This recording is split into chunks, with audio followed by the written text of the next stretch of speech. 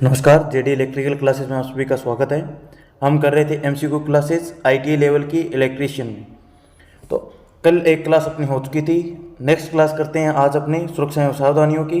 आज की जो अपनी क्लास रहेगी वो अंतिम क्लास रहने वाली इस चैप्टर के लिए, क्योंकि इसके अंदर जितना हो सकता है अपने कवर कर लेंगे। तो आज का जो अपना क्वेश्चन रहने वाला है वो है, जीवन रक्षक प्रणालियों के लिए निम्नलिखित में से किस प्रकार की विद्युत आपूर्ति अनिवार्य होती है। जीवन रक्षक प्रणाली के लिए निम्नलिखित में से किस प्रकार की आपूर्ति होती है, यानी कि इमरजेंसी के लिए, या फिर लाइट बीच में अगर कट लगे बिजली का तो जाए ना, कट ना लगे, इसलिए कौन सी अपने काम में लेते हैं, तो यूपीएस काम में लेते हैं। यूपीएस होता है अनइंटरप्टेबल पावर सप्लाई। इसके अंदर एक बैटरी सिस्टम लगा होता है जो कि विद्युत कट होने पर, यानी कि बिजली जाने पर ऑटोमेटिक ही सप्लाई देने स्टार्ट कर देता है, यानी कि इन्वर्टर की तरह एक ये काम करता है।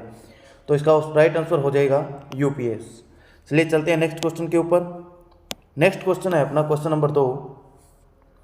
क्वेश्चन नंबर 2 में पूछा गया है, प्राथमिक चिकित्सा के ए बी सी, देखिए ए बी और सी पूछा गया, ए बी सी क्या दर्शाते हैं। यह है प्राथमिक चिकित्सा के अंदर कि व्यक्ति कोई घायल हो चुका है तो उसके लिए अपने ए बी सी एक पत्ती अपनाई जाती है। उसके तहत पूछ रहा है क्या क्या होता है। तो ए से होता है एयरवे।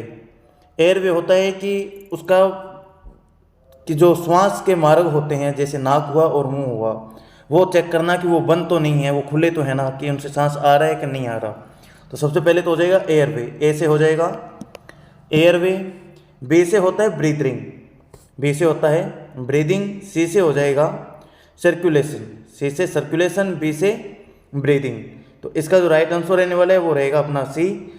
बी से ब्रीदिंग का मतलब हुआ कि उसके जो श्वास चल रहे हैं कि नहीं चल रहे, उसके फेफड़े हैं जो चल रहे हैं कि नहीं चल रहे। सर्कुलेशन का मतलब उसके अपने रक्तचाप को चेक करना है कि खून चल रहा है कि नहीं चल रहा।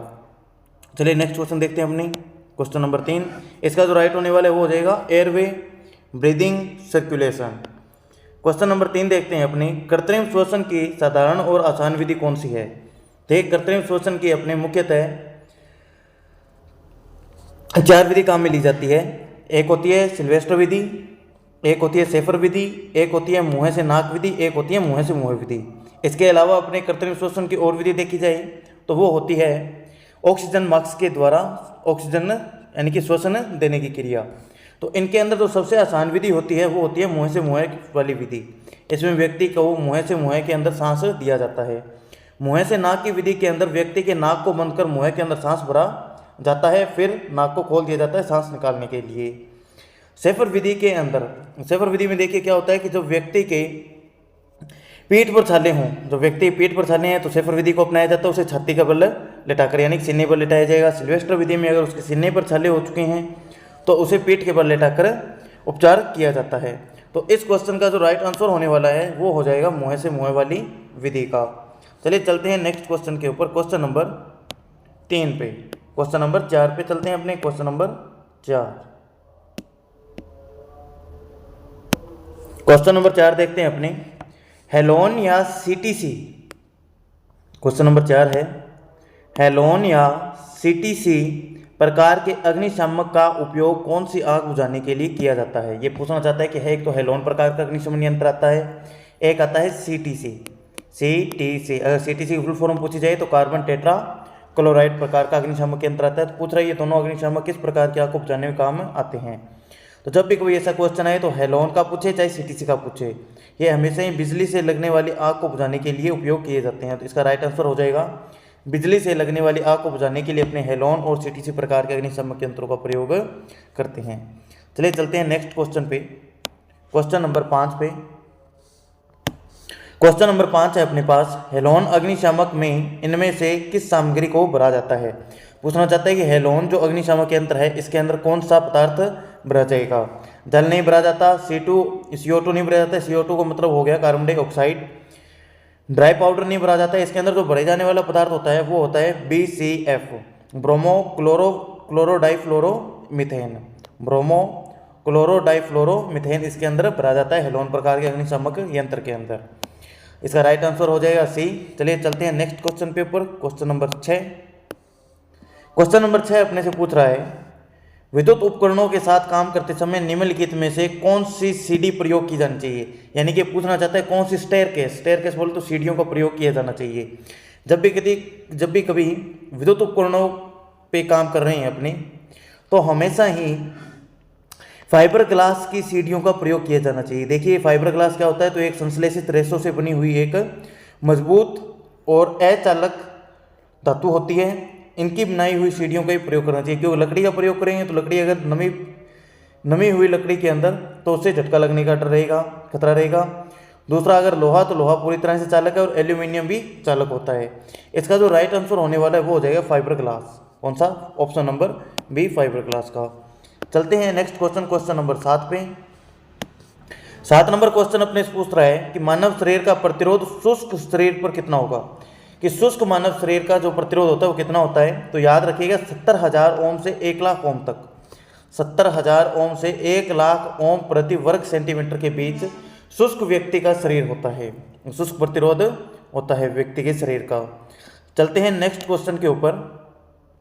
और अगर कभी पूछ लिया जाए कि सामान्यतः व्यक्ति के शरीर का, मानव शरीर का प्रतिरोध कितना होता है, तो 1 किलो ओम याद रखिएगा। शुष्क देखकर कभी पूछेगी शुष्क शरीर का प्रतिरोध कितना होता है, तो 70,000 से 1 लाख ओम तक हो जाएगा। नेक्स्ट क्वेश्चन है क्वेश्चन नंबर 8 अपने पास। 8 नंबर क्वेश्चन के अंदर बोल रहा है कि आईई नियमों का उद्देश्य क्या होता है। बेहतर विद्युत उत्पादन के लिए, एडी धारा को कम करने के लिए, सुरक्षा के लिए, तो विद्युत हानि को कम करने के लिए। देखिए जो आईई नियम दिए होते हैं, इंडियन इलेक्ट्रिकल नियम, ये जो नियम दिए गए ये है सुरक्षा सावधानियों को लेकर।